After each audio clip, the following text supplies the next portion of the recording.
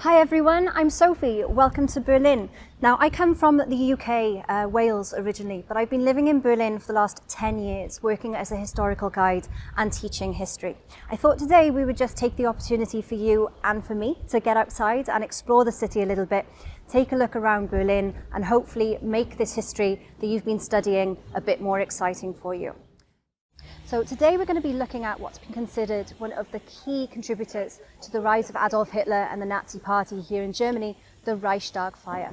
But before we head over to the Reichstag, if you take a little look behind me, you will see the Brandenburg Gate, or at least I hope you can see it. Now this gate was designed in 1791. It's become the most famous symbol of Berlin today, but it was very much developed as a symbol of power. When the royal family entered into the city, they would have used the Brandenburg Gate. When Napoleon invades Berlin in 1806, he chooses a very specific gateway to enter through, and of course it was this one. But it might look familiar to you because it was underneath this gate on the 30th of January 1933 that the Nazis held their victory parade to celebrate Adolf Hitler becoming Chancellor. But to have a little look at this history and talk more about it, we're going to head over to the Reichstag building, so let's go. So we're now outside the Reichstag building, the German House of Parliament. This was originally designed in 1894 under Kaiser Friedrich Wilhelm II, but unfortunately it didn't have the most democratic origins. He actually used to refer to this as his monkey house, or his Reichshafenhaus in German. But it did become the heart of German democracy during the Weimar Republic years in the 1920s. But of course, as you probably know, in the 1930s, everything changes here in Germany. And it was this building on the 27th of February 1933 that we had the Reichstag fire. But before we go into the fire, let's start with a little bit of background. Now, even though Hitler's become Chancellor in 1933, the Nazis have not gained a majority in the parliament. They've only got 33% of the vote. To be able to really have the control they need a 2/3 majority, and that will really allow them to turn the German democracy into a dictatorship. How are they going to do this?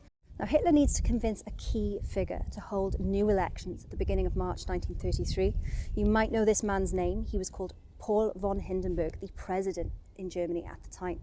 Now, just a few days before those elections take place on the 27th of February, there's a huge fire at the Reichstag building. Anyone in the immediate vicinity at around 9 p.m. that night, they hear shattering glass. They look over to see the building engulfed in flames. The fire was so bad it took about 2 hours to control, and there was extensive damage to the debating chamber and also the Reichstag dome. But how can one fire really aid Adolf Hitler and the Nazi Party to gain political control in Germany? So to be able to really look at this, we need to start with the culprit, or the man found responsible for that fire. And his name was Marinus van der Lubbe. On the night of the fire, outside the building, van der Lubbe was found and held responsible. But this was really suspicious, and it's been debated throughout history. How can one man be held responsible for such a huge plot? But this is really important, the fact that van der Lubbe was a communist man. Hitler is able to use this to make the German public, and most importantly, Paul von Hindenburg, fearful of a potential communist plot against Germany and against the government. The next day, on the 28th of February, Hindenburg signs an emergency decree. This was called the Law for the Protection of the People and State. Now, what's really important about this law is that it allows Hitler to arrest any person, but most importantly, his political opposition, without reason or trial. This also bans freedom of the press and freedom of speech. And for the Nazis, this is absolutely key. By starting to attack their main political opposition, the Communist Party, Social Democrats, left-wing trade unionists, that night alone, 4,000 people had been arrested, detained and tortured by Hitler's brown shirts, or the SA. But was this enough for the Nazis to win that election on the 5th of March? The answer is no. They actually don't win the election. They do gain more votes. They're now up to 44%, but they're missing that 2/3 majority. But by this point, it doesn't matter. A couple of weeks later, on the 23rd of February, when the Reichstag meet again, Adolf Hitler is able to pass without hardly any opposition, using the intimidation of the SA, what was called the Enabling Act. And that act, the Enabling Act, has become absolutely key in his rise to power because that grants him complete political control.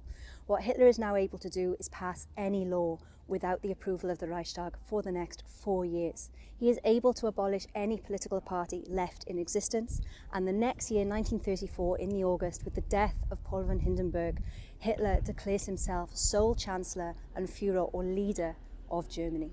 Now, as I mentioned earlier, it's been disputed as to whether or not van der Lubbe actually was the perpetrator of the Nazi fire. In 2008, finally, he was pardoned for his crime. Of course, this was far, far too late. But what this has hopefully shown us is how important and how key that Reichstag fire was in the rise of Adolf Hitler and the Nazi Party in the 1930s in Germany. So thank you so much for listening. I hope you've enjoyed the video today. Thank you for joining me here in Berlin, and I hope that I get to see you again. Take care.